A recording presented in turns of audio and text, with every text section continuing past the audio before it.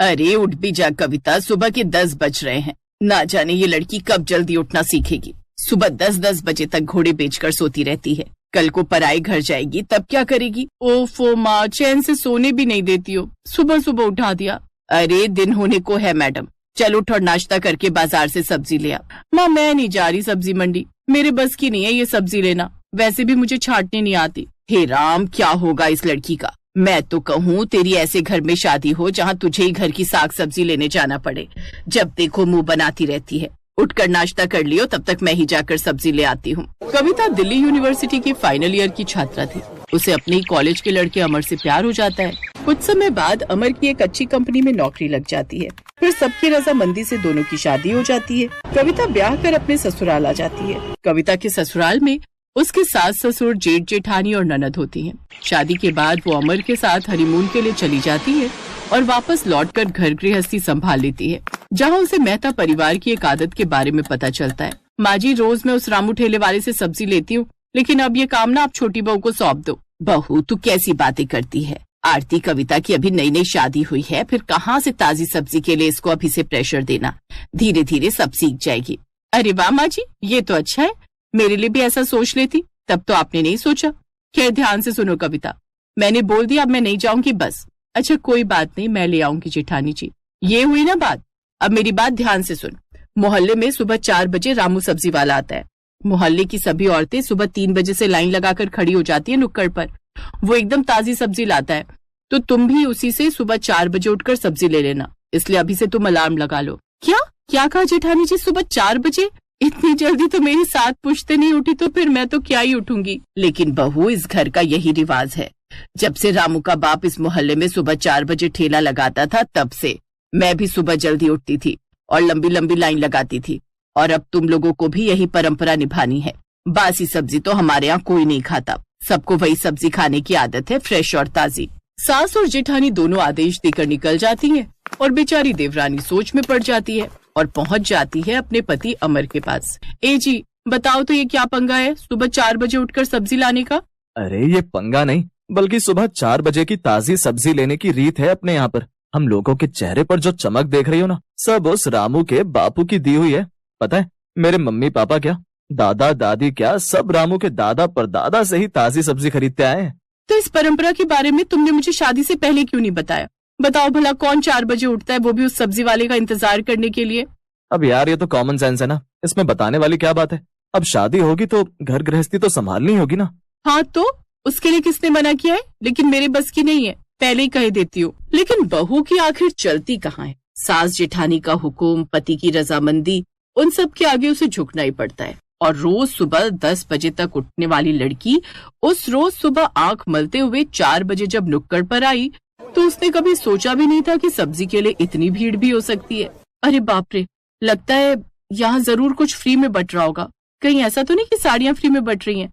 ऐसा करती हूँ, मैं भी ले लेती हूँ। हो सकता है कोई ब्रांड फ्री में प्रमोशन कर रहा होगा। अब कविता भी जल्दी से जाकर उस लाइन में लग जाती है और आगे खड़ी औरत है, कौन सी कंपनी फ्री में कपड़े बांट रही है और कितनी साड़ियाँ फ्री में मिलेंगी? तभी वो औरत पीछे मुड़कर उसे देखती है। तुम तो कौशल्या की छोटी बहू हो ना, जिसकी नई नई शादी हुई है। वो क्या नाम है? कविता। हाँ मैं वही हूँ। वो सब छोड़िए ना, ये बताइए यहाँ इतनी भीड़ क्यों है? ये भीड़ तो रामू सब्जी वाले के ठेले के लिए लगी हुई है। क्या इतनी भीड़? हे भगवान, फिर तो लगता है अब नंबर आने से रहा।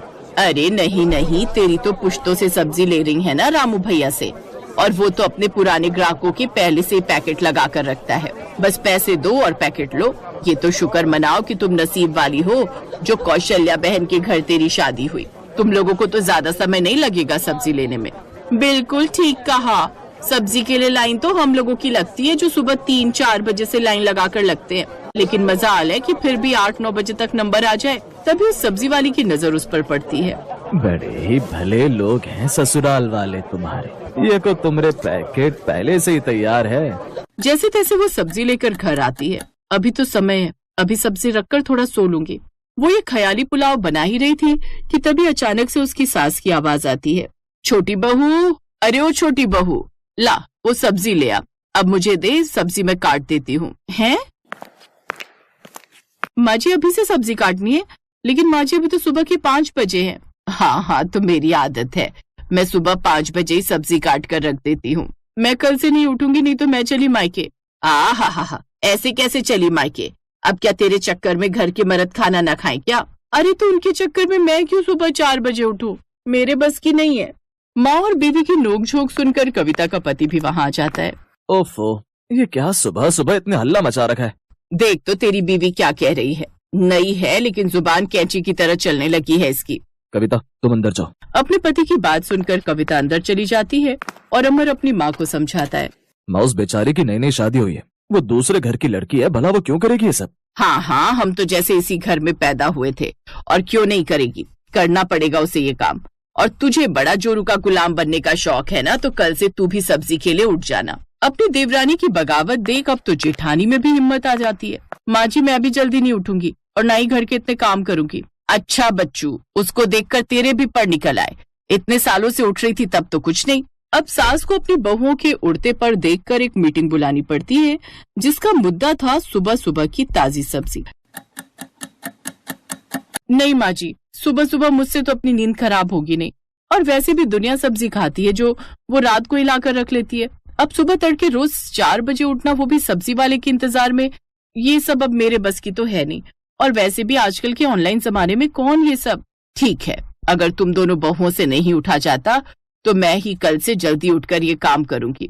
अब दोनों बहुएं कमरे में सो रही थीं और बूढ़ी सास सब्जी लेने के लिए जल्दी उठती है, लेकिन अचानक से उसका पैर फिसल जाता है और उसे चोट आ जाती है। कुछ देर बाद डॉक्टर आकर उसकी पट्टी करता है। शर्म आनी चाहिए, दो बहुएं होकर भी माँ को इस उम्र में खुद ताजी सब्जी लेने के लिए उठना पड़ा। दोनों बहुएं अब बड़ी शर्मिंदा थी और अब वो अपनी सास से माफी मांगती हैं, साथ ही उसका खूब ख्याल रखती हैं। अब दोनों देवरानी जेठानी एक एक दिन बांट लेती हैं। एक दिन जेठानी तो दूसरे दिन देवरानी सुबह सुबह की ताजी सब्जी लेने के लिए उठती हैं।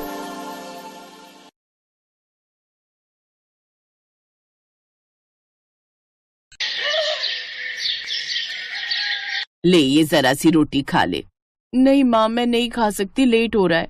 अरे बस एक रोटी खा लेना।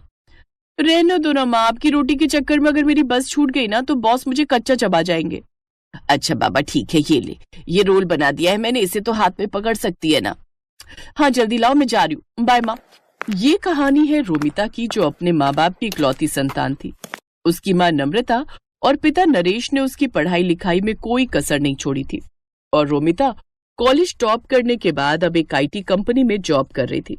फिर उसी शाम, माँ आप पापा की बीवी हो, मेरी नहीं। रोज ऐसे बैठकर मेरा इंतजार क्यों करती हो आप? सो जाया करो ना टाइम से। जब तू माँ बनेगी ना तब तुझे मालूम चलेगा कि अपने बच्चे को देखे बिना माँ की आंखें नहीं लगती। अच्छा पर पहले मेरी शादी तो करवाओ, या ऐसे ही माँ बन जाओ, बताओ। रुक बदमाश कहीं की, अभी बताती हूँ तुझे। रोमिता हंसते हुए अपने कमरे की तरफ जाने लगी, तभी उसके पापा सामने पड़ गए और फिर, अरे क्या हो रहा है भाई? कुछ नहीं पापा, मैंने माँ से कहा कि मेरा हलवा खाने का मन है, तो देखो ना माँ मुझे मारने आ रही हैं। क्या नम्रता, हलवाई तो मांग रही है, बना दो ना उसके लिए, इसमें इतना गुस्सा करने की क्या बात है? रोमिता अपने परिवार की जान थी। वक्त ऐसे ही हंसते खेलते गुजर रहा था और फिर एक दिन, नम्रता जरा इधर आओ। क्या हुआ जी? अरे वो लखनऊ वाले मौसा जी है ना? हाँ, क्या हुआ उन्हें?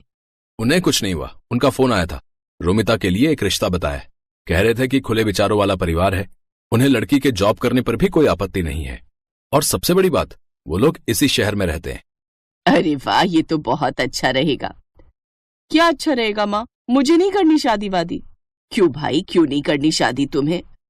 मैं चली जाऊंगी तो आप दोनों का ख्याल कौन रखेगा? तुम रखोगी और कौन रखेगा? अभी तो हमारे हाथ पैर चल रहे हैं, जब हम बूढ़े हो जाएं तो हमसे मिलने आती रहना, और क्या। नहीं पापा, पता नहीं कैसे होंगे वो ससुराल वाले, मुझे कहीं नहीं जाना। ऐसा नहीं कहते पगली, बिटिया तो पराया धन होती है, एक न एक दिन तो उसे ससुराल जाना ही पड़ता है। और पता है जिस जगह से रिश्ता आया है ना, उन्हें तेरे जॉब करने से कोई दिक्कत नहीं है, और तो और वो भी इसी शहर में रहते हैं, तो तुझे जॉब बदलनी भी नहीं पड़ेगी। अब बताओ, अब इससे बढ़कर और क्या चाहिए? रोमिता भी यही चाहती थी कि शादी के बाद भी वो जॉब करती रहे, तो काफी मान मनव्वल के बाद उसने इस रिश्ते के लिए हाँ कर दी। और कुछ दिन बाद रोमिता शादी करके रंजीत के घर आ गई।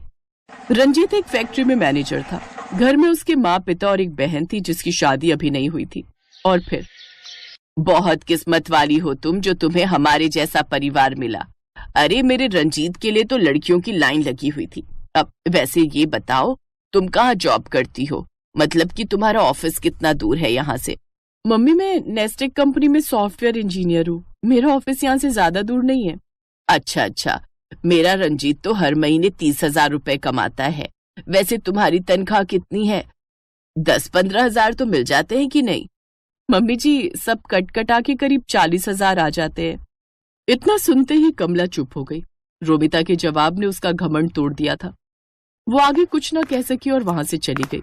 लेकिन रोमिता को इस बात का एहसास नहीं हुआ कि जाने अनजाने में ही सही, पर उसने अपनी सास की ढंग से बेइज्जती कर दी थी। फिर अगले दिन रोमिता सुबह जल्दी उठी और अपना टिफिन पैक करने लगी। ठीक उसी वक्त कमला वहां आई और बोली, अरे बहू, इतनी सुबह तैयार होकर कहाँ जा रही हो? मम्मी जी, शादी के लिए बस कल तक की लीव मिली थी मुझे, तो आज से मुझे ऑफिस जाना होगा। अच्छा, और लौटोगी कब तक? शाम को 6-7 बजे तक। ये कहकर रोमिता वहां से निकल गई। सच ये था कि कमला रोमिता की जॉब से बहुत ज्यादा खुश नहीं थी, लेकिन आता हुआ पैसा किसे बुरा लगता है, इसलिए वो चुप थी। लेकिन उस दिन शाम को रोमिता को घर आने में थोड़ी देर हो गई, लेकिन आते ही वो सीधा खाना बनाने में जुट गई। उसके बाद उसने सारे बर्तन धोए और फिर, कल से थोड़ा पहले घर आ जाना बहू, ठीक है? अब तुम्हारी शादी हो गई है तो घर की जिम्मेदारियां भी तो हैं। अब हर रोज सारा खाना मैं अकेले तो नहीं बनाऊंगी इस उम्र में, है ना? जी माँ जी। कमला रोमिता को सुनाकर वहां से चली गई। वो अगली सुबह जल्दी उठी और ढेर सारा खाना बनाकर ऑफिस चली गई।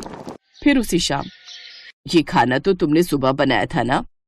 हाँ मम्मी जी, क्यों पसंद नहीं आया क्या आपको? नहीं नहीं, ठीक है। उस दिन तो कमला ने रोमिता से कुछ नहीं कहा, लेकिन कमला को ये बात हजम नहीं हो रही थी कि रोमिता क्यों इतनी आसानी से सब मैनेज कर ले रही है। फिर एक दिन कमला ने कलेश फैलाने की ठान ही ली और उसी शाम, देखो बहू, मैंने और रंजीत के पापा ने बहुत कोशिश की, मगर हम इतना एडजस्ट नहीं कर पाएंगे। इन्हें गरम खाना खाने की आदत है, समझी? तो कल से शाम का खाना शाम को ही बनाना, समझी? पर मम्मी जी, अब बहस मत करो मुझसे, जो कह रही हूँ बस वही करो। अपनी सास से डांट खाकर रोमिता बहुत परेशान हो गई। उसे समझ में नहीं आ रहा था कि वो ऑफिस के साथ साथ घर का काम कैसे मैनेज करे। इस चक्कर में वो ऑफिस में भी परेशान रहने लगी। फिर अगले दिन, मम्मी जी, मुझे आपसे कुछ बात करनी थी। हाँ बोलो, क्या बात है? वो मैंने रिजाइन कर दिया है, अब कल से मैं ऑफिस नहीं जाऊंगी। अरे पर ऐसा क्यों किया तुमने? क्योंकि ये सब एक साथ मुझसे हो नहीं पा रहा था मम्मी जी। ऑफिस के चक्कर में मैं आप लोगों का ख्याल नहीं रख पा रही थी। अब अच्छा ठीक है, फिर अब जाओ, जाकर मेरे लिए चाय बना दो। अजीब बात यह थी कि जो कमला हमेशा यही चाहती थी कि रोमिता जॉब छोड़ दे, अब वो उसके जॉब छोड़ने पर भी परेशान थी। लेकिन उसने अपनी परेशानी रोमिता के सामने जाहिर नहीं की। उधर अब रोमिता जल्दी जल्दी काम निपटाकर अच्छे से आराम करती। उसे एक ब्रेक चाहिए था, जो अब उसे मिल गया था। पर दूसरी तरफ रोमिता के जॉब छोड़ देने से घर का बजट हिल गया था। रंजीत ने रोमिता की सैलरी के दम पर 2-3 लोन भी ले रखे थे, जिनकी सारी किश्तें अब उसे ही चुकानी पड़ रही थी। सिर्फ एक ही महीने में हालत इतनी खराब हो गई कि लोन चुकाने के लिए रिश्तेदारों से कर्ज लेना पड़ गया। और फिर एक शाम पूरे परिवार के सामने कमला ने अपने दिल पर पत्थर रखकर कहा, वो रोमिता, मुझे बुरा लग रहा है कि तुमने नौकरी छोड़ दी। कोई बात नहीं मम्मी जी। नहीं नहीं, अब देखो ना, तुमने इतनी पढ़ाई की, इतने साल काम करके तजुर्बा कमाया, और अब तुम घर बैठी हो, और तुम्हें भी तो अपने ऑफिस की याद आती होगी ना। अब तुम एक काम करो, तुम फिर से नई नौकरी ढूंढो अपने लिए, या फिर अगर पुराने ऑफिस में ही बात बन जाए तो देख लो। ठीक है माँ जी, पर वो खाने का थोड़ा देखना पड़ेगा, मुझसे सारा काम तो नहीं हो पाएगा। अरे नहीं नहीं, मैंने सब सोच लिया है। तुम सुबह सब्जी बना जाना, बाकी मैं दोपहर और शाम को रोटियां बना दिया करूंगी, और जब तुम ऑफिस से लौटोगी तो चाय भी बना दूंगी। ठीक है? ठीक है माँ जी, जैसा आप कहें। अगले दिन सुबह सुबह रोमिता अपने मायके पहुंच गई और सीधा जाकर अपनी माँ के गले लग गई। और फिर, क्यों? कहा था ना, तेरी सास का घमंड एक दिन जरूर टूटेगा। अच्छा ये बता, तेरी छुट्टियां कब खत्म हो रही हैं? आज ही तक थी माँ, कल से वापस ज्वाइन करना है। सही है। चाय पिएगी? नहीं, आज तो मेरी सास के हाथ की चाय पहले से फिक्स है। आप चलो मेरे साथ, आज हम पूरा दिन शॉपिंग करेंगे। रोमिता की बात सुनकर नम्रता मुस्कुरा दी, और इस तरह रोमिता ने अपनी समझदारी से सब ठीक कर दिया। सुबह सुबह खाना बनाकर वो घर के प्रति अपनी जिम्मेदारी भी पूरी कर रही थी, और पैसे कमाकर घर के बजट को भी संभाल रही थी।